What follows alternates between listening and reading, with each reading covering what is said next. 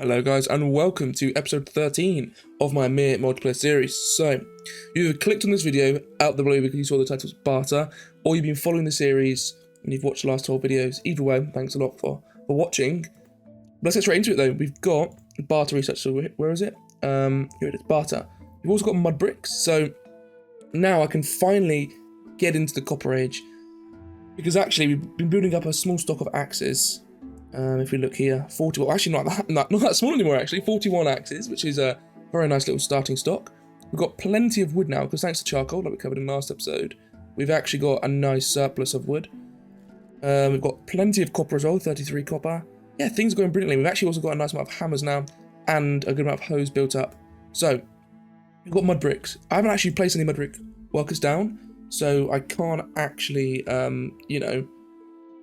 building any houses right now. I haven't got any mud bricks, but oh no, sorry, we get 15 from unlocking the tech, so I can, but I need to actually get some mud brick workers.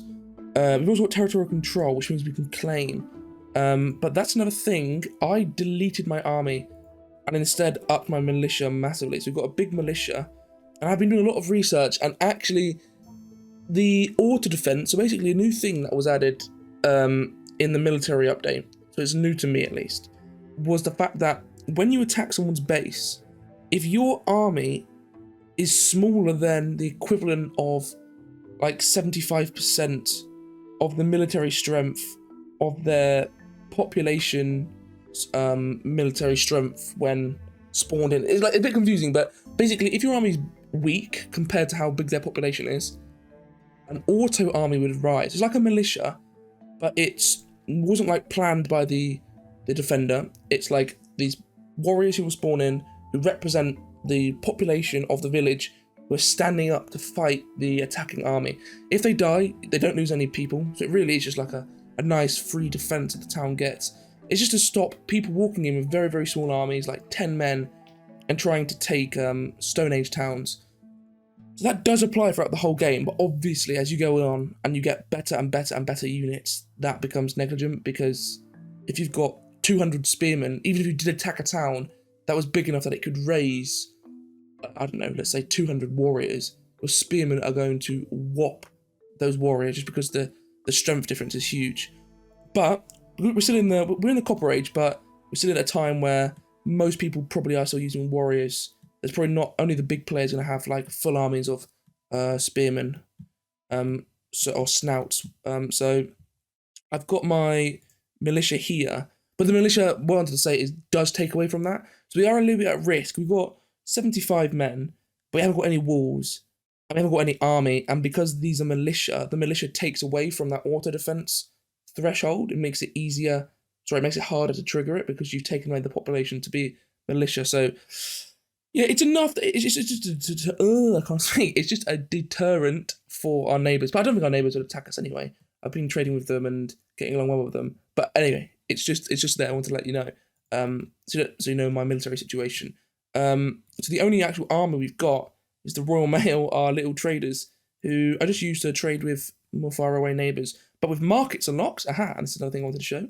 With markets, where is it? We've got tributes. That's another thing. So tributes is another one to nation leaders, but it adds in different ways you can collect taxes. It doesn't actually. It says new production tax collection. It doesn't actually let you do that straight away. You have to get another tech later on in the Bronze Age, I believe, to actually collect taxes. But it sets up for that. But here it is, markets. So we can't get it yet. We don't actually have any traders.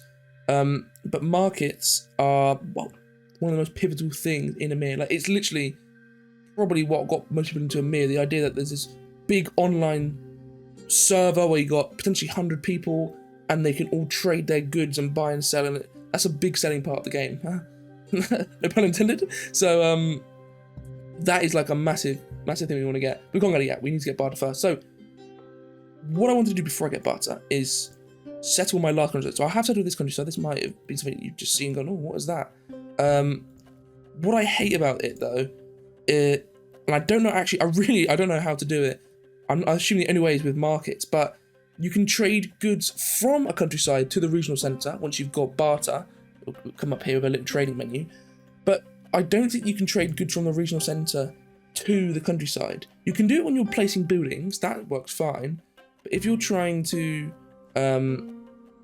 actually, you know, feed your population, the only way I can ever feed my own countryside is the food they produce themselves. This countryside isn't actually going to produce me any food. So I kind of have to manually feed it. I think the only way to rectify that is literally by building a market here when we get markets and having to buy in food, that's a bit annoying. Or maybe we can recently transfer back, but I haven't seen that before, so we'll have to wait and see. But what I wanted to do is get my last countryside set up, because I'm not sure if you know this, and if you're very experienced in the game, you'll obviously know this. But if you're new and maybe watching my videos more for tutorial reasons as well, when you unlock bartering, you actually have to pay for any raised formations, even if it's just settlers. You have to pay, and it's a lot of money actually. Especially when you just switch, it's huge amounts of money. What I want to do is actually raise, let's just say 8 people. Raise 8 people, because it's free right now to raise them. We'll raise 8 of each. Well, let's raise 10 sows. Actually, we don't have enough forced labour, so let's up our forced labour to just to get it done. Let's up it to 15. And then we can settle our countryside for not for free, but basically we haven't had to pay any money yet for it because we've done it while we're in gift economy. So most people, actually all the big players had their 3 countrysides settled like a week ago, actually, like ages and ages ago. I'm late to it, and the reason was I simply didn't feel like I needed these countrysides. We were matching our food production with this countryside. We're matching our meat production. Look, we've got loads of buffalo here. We can obviously butcher more buffalo to get more leather clothes, but we don't have enough jobs with all the metallurgist jobs. The only thing here is copper. So yeah, brilliant, we're getting more copper, but we already produce a lot in our town. So I suppose I could have offset copper to this countryside. That is probably where I went a bit wrong, but it's not a major loss. And then here, it would just simply be more copper and buffalo or our food crop, which is lettuce or chickpeas. And again, I'm already producing that here, so I didn't feel like I needed this countryside. But once we go to barter, and we can actually transfer. Remember, here, we're eating up 5 of our lettuce and 6 of our chickpeas. And our population here is 22 unused jobs. That is absolutely useless. It's just making us lose state culture because our life quality is going down. And it's just eating up all our food. So by getting barter, we can restrict the amount of food we give to our people and then transfer the excess back so that the countryside will actually be useful. And then once we get markets, we can start selling the lettuce and chickpeas. Why is the forced labour not applied yet? We're still at +2. We'll have to give it a moment and wait. But what I can show in the meantime is something that I did find out quite recently because I was just looking at the gift economy, is +50% forced labour. So the gift economy, that is a big hit. I never really thought about that before, but basically, gift economy means that for every little percentage point you put in forced labour, you get 50% more. So when you go to barter, you lose a hell of a lot of forced labour. So it is a big shock to go to barter, but it's something you can quickly rectify if you've got a stable economy. I think that's the best we're going to get. There we go, from 8 to 24. So we can get our 8 sows. To be honest, how many people you commit to going to the countryside isn't actually like critical. You could put 1 and 1. They might actually die, so I think 1 and 1 might not work. But let's say you put 2 and 2. It just means it's going to take a very, very, very long time to get your countryside up to a place where it's like occupied as many production jobs as it can. If you're going with 16 and 16 straight away, bosh, your countryside's ready to work at full capacity as long as you've got all the resources. It just means your capital will take a bigger population hit, but then if you've got all the food ready, then your capital will just breed more people to fill it up. So we could have gone for 16 and 16 and get it down straight away, but the reason I'm not is because I only have 84 hoes, so I can't really fulfill many farms here anyway. So what's the point of having people just sitting around when they can work on our capital? The answer is it would save us money because we don't have to purchase them. We wouldn't have to pay the cost for them to go there in the future, but because I'll be growing, I will just increase the population here slowly to match our hoe demand anyway. So all is good. We need to wait. I think it's about 45 minutes for our, maybe 45 minutes to an hour for our population to reach enough. We actually need to wait an hour for our population to, or formation, sorry, to be able to settle here. So I won't be able to cover that in this episode.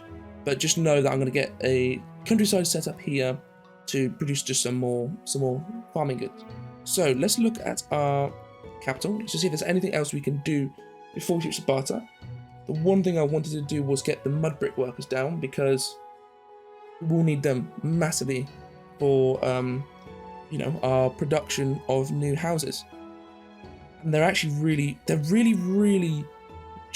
like porco consuming, but they're really important, and they don't use up any resources that are like particularly useful. They use up mud, funnily enough, mud bricks, and they use up water, and that is it. So with just one mud brick building, we can, you know, get a steady supply. I think it's is it 3 mud bricks per building? Obviously depends on your efficiency levels, but I think it is something like that. So let's get them just up here in this top right corner. Let's get 1 here. I think we go for... Oh no, I think I'll just go for 1 for now. We don't really have enough workers, and I don't want to save 3 axes. We've got that. Anything else? I've got loads of herbalist huts here. We finally got herbalism last episode, and I remembered to build the herbalist huts actually in the intermediary period between last episode and this episode, and they've been really helpful. That is, I think, yeah, only 33% actually. So with 5 huts, we only a third of the way to max. But with barter, remember with barter we get 20% more. So this is what we get. With barter we get 20% more efficiency, yep. We technically gain 95% debuff population conflict, because we lose to 75% like negative population conflict here, and then we get a minus 20% population conflict here. So it's a double stack. We get an extra expansion point. So with that extra expansion point, we actually can build another hamlet, because we've actually got 1 spare. So that's huge. We can get our another hamlet ready. So that could be another thing we can do. Because there's no point just sitting on expansion points. If you think you can use them, go for it. Just remember that every not name change. Every time you want to upgrade your village is the best we've got. But once we unlock towns in the future, maybe in 4 or 5 days, we need to spend an expansion point to go to a town.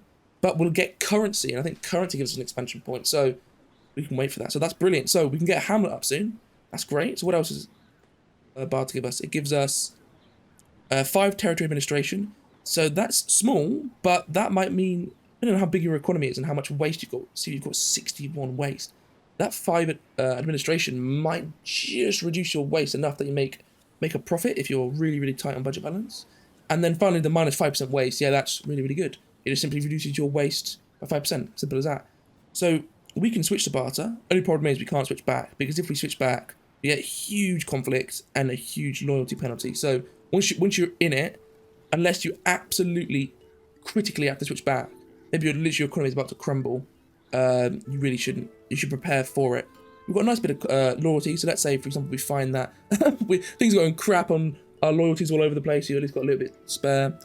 Conflict is at 49, which isn't terrible, but it's going to drop so significantly, I don't even think we'll need our tribal councils, which is a shame, because they will cost us the 6 coin upkeep, which might be pretty critical in the early stages of barter. But hey, not the end of the world. Remember, with barter, all our goods we keep state owned, and then we sell them if we like. So for example, we have 34 copper, and at the beginning our tool makers will buy the copper off us. So they'll buy 0.8 copper off us for whatever the price of copper is when we switch. I think about 13 coins, maybe less. We've got some civ points. So yeah, how are we doing in Castel? 171 workers. We have grown. We're getting 16 more jobless. That is huge. So once barter fully kicks in tomorrow evening, or whenever I next record the video, assuming it's a day's time, we'll have an even bigger population that we can play around with to get some more jobs fulfilled. So things are going good, and we are ready to switch. I think now. I honestly think now. We've got enough hammers, enough wood, enough leather for the... I can't actually see them yet, but the market stand, which will appear. I think that's it. The only problem obviously will be is that we, we'll have to buy all our tools in, but that's the whole point of the game. When like a very small part of the game is actually played in the gift economy. They're only the first 2 weeks. After that, it's all we have to buy all your stuff in, so it's nothing unusual. I think enough yapping. I think we go for the switch. I honestly do. Let me just think over it in my head, like while I'm not recording, just to say I think we are ready. Okay, I've had a very quick think. Yes, we are ready. I was thinking like, oh, have we got everything we need? We've got all the resources? Yeah. All that will happen is all our items will have a price. All our items will need to be bought in. So if, for example, we're getting a surplus of lettuce, our consumers won't get paid for that surplus of lettuce unless we buy it in. So we have to think about all of that. We have to think about the fact that we'll need merchant stands to sell all our goods. But then the positives immediately are that our countryside can actually start supplying us with the goods. So any excess lettuce or whatever we have will actually be recognised, won't just be eaten by the population. We'll get loads more efficiency, so I can start, getting more out of my buildings, getting some more workers on the farms. Another thing I want to quickly say about these farms, to resolve my issue, it's sad that this is the best way you can do it, but it does lose only marginal gains, so it is the best way, is you just have to space your farms out so that they don't overlap. So you can see here we are losing a little bit. We're losing 0.67 of farm food, but it just means that, well, actually no, that is because we've also got the usage, but it should hopefully mean that because they're spaced out enough, they're not overlapping too much, that they don't keep swapping who's got what food. It's just the best fix. It's the best we can do, really. And we've got the same here, and the same here. So see, there is a little bit more overlapping here though, so might have to pull this one back just a little bit because it is free to move these buildings. So let's just move that one back. There we go. Yeah, let's switch to bartering. I'm actually very, very excited. I think I recorded this in my last series. I don't think I skipped over it. I think I did actually record this all in motion. But apply reform. So we've got a mission here, barter economy, which gives us 500 coins, 2 civ points, and all our stock is converted to state owned. So Barch, look at this. Look at this. We've now got all the coins. This is the normal way you see the game with all the little coins. But because we don't have currency yet, our prices aren't dynamic. They are quite static. They do change, so they are actually dynamic, but they're not as dynamic working on things like price arbitrage and the market pressures. They are just basically how much does it cost a worker to make it, and then like what is the price people buy it at. One other thing I want to say, another new feature, well, not new, it's just since been added, is wholesale price, which basically you can see here if you're reading it, this little text box that comes up, but it's a price that is the price that the state buys at, the wholesale price.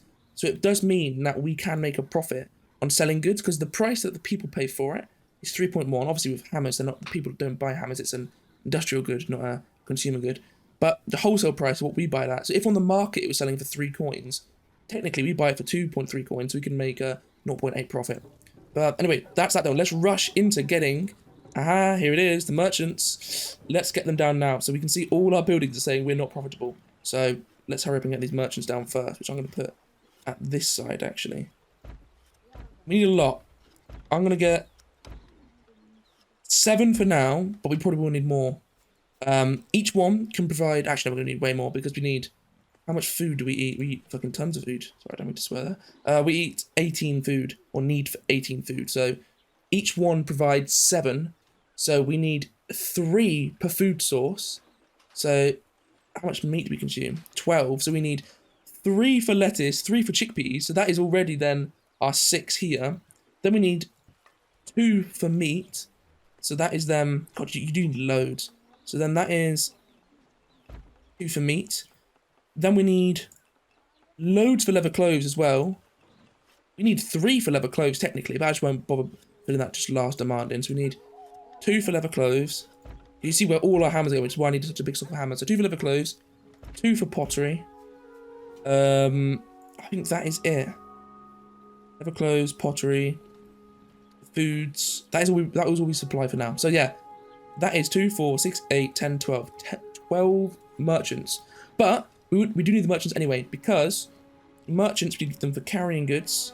We need, which actually, I said this is used to do the trading between towns. I don't think it is actually. I think that is literally just a useless tech, but we'll research it anyway. It's free, gives us a little bit more score. Market though, we need 8 traders, and tributes we need 5 officials. It's not, oh, it's officials, not traders. Okay, but yeah, we can go for tributes soon. So, and then when you have traders researching, they don't stop supplying a good. So with other buildings, like the leather clothes workers, if they have artisans working, they produce less. That's been a common feature throughout the whole game that we've seen. But merchants, they don't. So you can have them working on research and they still provide, like, supply the exact same amount of good you want. So a few other things. You can see here all these little market stands have popped up. Again, if you're a very experienced player, then you can skip through this bit. It's again more for teaching newer players. But basically, when you go to barter, there's two ways of supplying a good. You can either build these merchant stands we've done here, which is what I always do. I never ever use market stands. Basically, you employ a worker, and you, as the leader of the town, set the supply. It's basically like a communist state, but you set the supply. You're saying that if you need 18 lettuce and you produce 12 lettuce, you're going to supply 7 lettuce, and the other lettuce you're going to keep for yourself, sell in the market. That'd be very stupid to do, but let's say you do that. Or you can say that you're going to actually supply 24 lettuce with, 4 different merchants, and then with, or 3 different merchants, sorry. No, 4 different merchants, what am I talking about? Yeah, 4 different merchants, and so you're oversupplying and the price will drop. You can do whatever you want with these merchants, however much you want to supply. These market stands, however, are fixed to the building, and they take up a production of the building. So the production of the building is efficiency of production. Either way, it's taken down by the fact that some of the workers of that building have to then manage the little market stand, and the market stands purely supply what the building produces. That is it. You can't say, oh, the market stand only supplies half of the building and the other half I keep as the leader and buy in. It just supplies whatever. So if the market only wants 1 leather clothes and this building provides 3, the building will sell 3 and it will make a loss. So that is why these market stands, well, one reason, the fact that you lose so much productivity because it's also taking out the workers is another bad reason. But yeah, let's get them. Let's buy in leather clothes. Let's buy in spare pottery. Let's buy in spare chickpeas. Let's buy in spare lettuce. Buy in spare meat. Not gonna buy in spare copper just yet. Buy in spare hammers, spare axes. So let's look at it. 12. Okay, not terrible. Not terrible at all. And remember, that is with forced labor at 15. That is pretty low. 15 is pretty low. On my other server, I was playing with 40 forced labor, which is huge. I probably have some comments like, oh my god, you're not playing the game right. But 40 forced labor meant I was earning a lot of money and like 200 coins in, but it was a little bit problematic. But we can see here resources that are state owned, so these are just bought automatically. Conflict is going down to 19. Loyalty is increasing to 60. I'm trying to think. I don't think I'm going to need these workers. I'm going to take these workers off. They earn no money. They're not really producing anything. Because remember, this service is 25% of your total conflict. So when our conflict's really low anyway, it's only a small amount. And for 6 workers for that, it's really, really expensive. When, again, our conflict isn't even an issue anymore. But I'm going to take these off. Get 6 workers elsewhere. Also, these people don't earn much money. So this is another big thing. Again, if you're experienced with the game, you know this all already. But every worker now earns a salary. So in gift economy, every worker relies on the fact that every other person in the village knows them, happy to trade with them, and the fact that, or not trade with them, literally just gift them. That's what gift economy. Gift them items and food, and then in return they'll gift what they produce, items or food. And it's all relying on trust.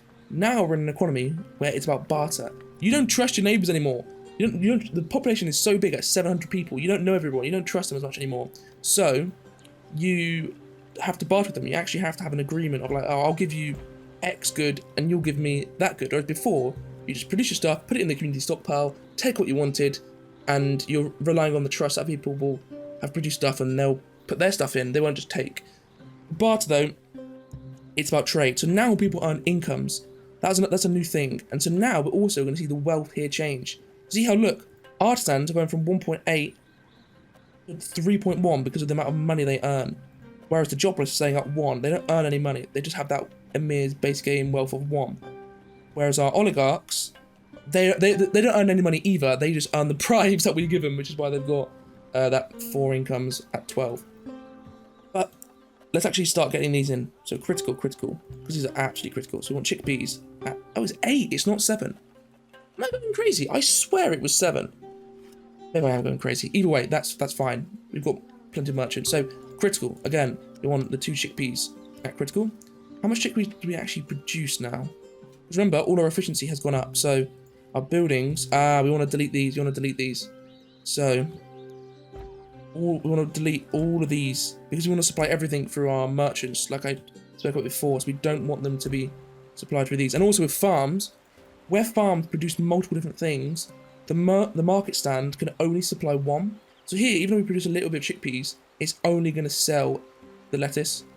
So let's delete all of these. Delete all of these. Okay, so I've gone around and I've deleted all my market stands for the chickpeas and lettuce and everything. So with chickpeas, we produce 18. So we've got 16 here. And I'm going to get one more critical worker working to supply that last one. Then we're going to have lettuce here, critical workers, and then lettuce. What I am noticing though is because we're state buying now so much stuff. Yeah, look at the trade balance, -70. So we need to sort this out. Obviously, I'm not too fast about this right now because I'm trying to sort this out. I think what I need to do though is set this to maybe 25. Because, remember, what's just happened is we've gained 20% efficiency. This building reduces us by efficiency. So we can up forced labour by 20%, and we only then we're breaking. Basically, we're not changed how we were before. If we've just gained 20% efficiency, but we just upped the forced labour by 20%, well, the simple maths there is that we haven't changed our efficiency levels. But the problem is though that forced labour decreases loyalty. But like I just said, we're going from 50 conflict to 25. So that 10 increase in loyalty, or the 10 decrease in loyalty, I should say, is then being decreased by 25, or increased by 25 by the fact that we're going down by 25 conflict. So anyway, we need to supply our food. So we've got 8 here. We now need 25. That's just because we haven't got enough food. Oh my goodness. Yappa, yappa, yappa. I'm just chatting, aren't I? Right, let's get the lettuce in. Then I think it's just one more. We'll just set it at 1 lettuce for now. But we've got it ready. Yes, it is more. Then it's meat. So we need meat at 8. I want meat at 16. So how much does meat can be actually produced? We only produce 13. So okay, we'll get another meat in. 6. Okay. That's lettuce. That's chickpeas. That's meat. That's all our food sources. So let's just double check. I mean, they're saying they want 23. I thought that was just like not a glitch, but I thought it was just because it hadn't registered yet. Maybe it is a glitch. There's no way they're saying they want that much. Let's have it anyways. We've got 8. Where's my lettuce? Oh, no, 8, 8. Why is it? Let's set this to 24. I think it's because we've got maintained stock here. That's why it's not sorting itself out. Let's go maintain stock of 40 here. Okay. We'll wait a sec for that. So we've got the meat. Let's do pottery. So pottery again, critical. 8 pottery. Let's say they want 14. We produce 14. So brilliant. Let's get 2 criticals in for pottery. That's 6. And then finally leather clothes. Guys, basically everyone's moving out these jobs because they're being marked as unprofitable. Even though I am state backing them, the prices haven't updated yet. So at 1.1 coins, they are making a loss. But once it goes to 2.5, these jobs should become profitable. This is where the game is really glitchy and annoying. You can see here the axes are saying that they're worth 1.6 coins. They're not. They should be worth 13 coins. But we're not getting anyone working here because the game's saying they're only worth this much money. I've had this issue before. What you need to do is, with an army, is buy up all the stock of that item. So you'd buy in all the axes. You can see here that's going to cost us 25 coins because that's waste. So yeah, you can see purchases 0 resources because we own all these resources, so we're not purchasing them. But because we've got waste, when you want to buy in, not even buy in, but just take out resources, it costs money. So that's why waste is such a problem. Because even if you own resources, you still have to pay waste. If you're transferring goods through an army, if you're selling goods on the market, you have to pay the waste. If you're building new buildings, you have to pay the waste. So waste really does add up. Not only do you lose tax money, you then also have to pay for it. But look, we are now at, oh no, but you can see that's because we've got massive trade balance cut. We're at 70 before, now we're at 26. So, oh no, sorry. The reason for that is because before I'd set it so we were state buying all our goods, but we weren't selling any. So we were state buying 21 lettuce. But now because we're trading it, our trade balance has sorted itself out a little bit more. And then here we go. Now it's recovered a little bit. 18 here. We'll set it at 18 there. So for 2 there. How much more lettuce do we need? We just need 1 more lettuce. So that to 2. Meat, we need actually only 12. So yeah, now it's recovered that we're... now it's recovered. So we've got 12 there. Leather cloves, we need 15 though. So pottery, we're doing fine. 14 and 14. Leather cloves, we need... yeah, full 1 on leather cloves. And then we only actually produce around 8 leather cloves anyway, so I'm going to keep this job on low for now. And we'll just sell the 8 leather cloves. And then hopefully, once this recovered, the price actually stabilizes. Because this one it is going up by 2.5, but this one it's decreasing. So what it means is we can't actually produce axes yet because the price is stabilized. So what the price is just messing us around. And I don't want to spend 25 coins straight away to have to, you know, sort that out. I'd rather just spend all our axes. Because copper I'm not state buying either. And so all of these are unprofitable. What I'm thinking though is I don't know if I have enough money to be buying in copper at the moment. Anyway, buying in mud, which is a bit funny, but we are buying in the mud. I think we've got all our industry set up here, like we're selling all the goods. The leather clothes industry will come back once the price stabilizes, maybe like 20 minutes when this number changes. Got a lot of unhoused people. We'll get some more houses. I think we should start building some proper houses here. A nice little section over here. That's going to use up some of our axes anyway, which we just need to be used up. But I sort of want to lower this number so we can buy them all in and then just have the axes coming in. Okay, so here we go. This is another. I didn't notice these ones here. We've actually got our butchers here who've spawned in the market stands. I think I'm missing one here because there's 6 butchers but only 5 market stands. I'm not sure where it is. Where the other one is. Is it just there? Is it behind this tree? Yeah, there it is. Okay, nice. That's all 6 of them done. So actually, they'll be producing more now. Should be. Oh no, they might not be because we've actually upped our forced labour. 25. So actually, no. Things are just stable. But looking at that, it's not terrible. Plus 16. I've seen much, much worse. I can assure you, I've seen much, much worse than plus 16 on a straight switch to barter. And if we were that desperate, we could continue to up this forced labour. We've got spare loyalty. We're actually technically below the loyalty threshold, but that's because the game hasn't incorporated the 25 decrease in conflict. So we're doing absolutely fine with that. We've then also got some more houses coming in here. So that is, that's 12 more houses there. So that will sort out all these slums. And because they're good houses, we'll get even more life quality growth from that. Getting 16 jobless in from that. We still need to wait for these tanneries to sort themselves out. We're making hammers and all that fine. But our foundry industry is obviously going to shit because they're not making any money because I'm not state buying. So, yes, we're making a profit, but we are making a profit only because we're not actually producing any copper. Because if we're buying in axes, they're so expensive.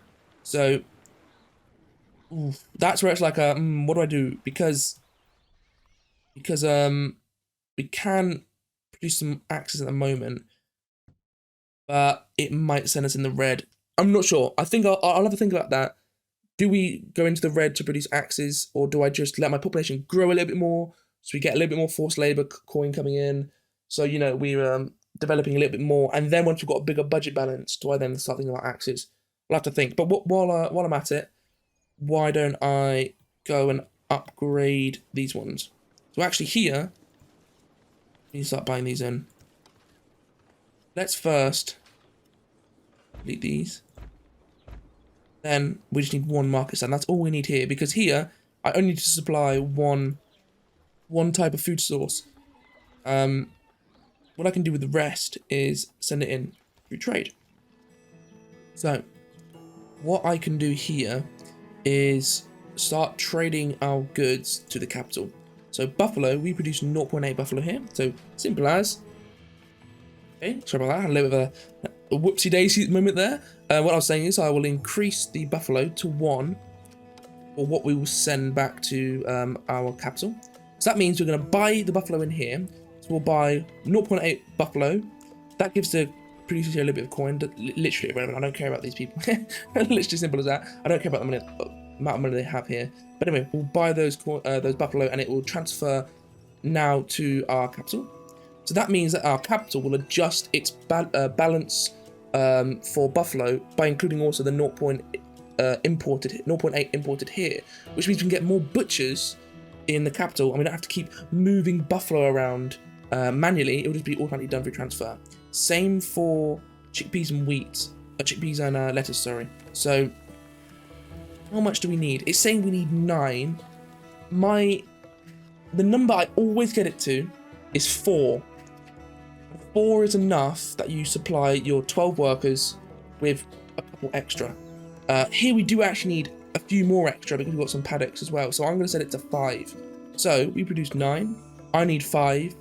I'm going to send back 4.1. 4.1 lettuce. So let's send back 4.1 lettuce. Then I'm going to send back all our chickpeas because chickpeas is actually one we need more in our capital because we were running low. And also I only want to supply 1 food source here. So I'll send back 8.7 chickpeas. This is obviously now going to affect our budget balance even more though, because we're buying in all these foods, but we're not like selling them. So we are going to see a massive decrease in our budget balance. This is where I'm a little bit worried because, actually let's set this from 100 to 0 so it actually properly sends it. But this is where I'm a little bit worried because I feel like we are overproducing because we don't have markets yet. So let's end that. Let's actually get where are they? Markets. This is 150 coins, but we've got enough traders. So 10 days. Oh, it's because the intelligence of them hasn't been updated yet. So because the markers are a new role, the game hasn't had enough time to update their intelligence and all their stats. So it means that currently it's saying they're going to take us 10 days. It won't. It will shorten. So we'll get that. Tributes, it's only 30 coins, it's 5 officials, we've got plenty of state power and stuff. We will lose that admin bonus though, so because we're losing a lot of admin bonus, we will get a lot more waste, so we will lose money. But tributes will, you can get agricultural levies, so we'll go for that. And then finally portage, because again, it doesn't cost us anything to have the trader doing these, because they don't actually use out on anything, so I think I'll wait a bit though. 5 days. This is a lot. No, I'm just gonna go for it now. Okay, it doesn't cost us. I was just looking there. It doesn't cost us any coins to maintain it. So, got them up. We're still waiting here. So you can see actually we have got a little bit more usage now with our buffalo. I don't think I need the buffalo right now. I need the hammers more for other stuff actually. So I will save that. I'll be back in a minute once our merchant is built. Okay, so we've got our merchant stand built, set them to critical, hire someone up, and then let's do what I said. The lettuce, we'll restrict that supply to 5. There we go. So our farms do actually all have a little bit of spare usage. So you can see that we did get that efficiency bonus, and we haven't fully offset it with the amount of forced labor we're using. So our farms do have a bit of space here. But the thing is, I think I'm going to up forced labor a little bit more. Because we've got enough, like I said, we've got enough loyalty to cover it. The only thing we're losing is the 5 building efficiency. And like here, that's now set them all to 100%. It's just set them on the border of like 99%, 97%. So we're not losing out on any food production because, we are losing out on food production, sorry. But we're not losing out on any food demand or supply because we actually already meet that with the amount we produce. And because we don't have markets yet, we don't have the ability to sell off our excess anyway. So I need that extra money in. Need that extra money in big time. I could get some more fields here, that's what I am. I've got 84 hoes with, I'll get some lettuce. Yeah, let's just get it in. Simple. Simple. Yeah, so it says 100%, just about the 4 mark. Okay. There we go. It's there. That's that field done. So here in Westside, we're now supplying the merchant, so the town with 5 lettuce. So you can see that we are losing. Well, again, it hasn't. The game is just so slow sometimes, so it hasn't registered that we have actually started giving a food supply. But it will probably result in us going from about 142 people to maybe about 90, and we'll go from 38 jobless or 38 male workers to maybe about 17. So that'll be just enough that we can run our town fine. I think I am going to end that episode there, guys, because that is a huge episode. In fact, I'm thinking about splitting it into 2, but I think just 1 episode on Barter will be really good to have it all confined into one space. If you want to watch about Barter, you can, split it, like skip to parts of the episode you want. What I'm going to do in the meantime between episodes is try and set up this countryside, trying to figure out a little bit more about what we can do to maximize our efficiency now we're in Barter, and all that good stuff. So yeah, thanks a lot for watching. If you enjoyed the video, leave it a like. If you're enjoying the series so far and want to stay updated and support the channel, then please subscribe. And click the link in the description below to join the Discord. Come say hi, we've got quite a few people in there, all chatting, offering advice, sharing advice, giving feedback about the channel, so please feel free to join in. Would love to have you there. So yeah, thanks a lot for watching, and I'll see you in the next episode. Ta-ra.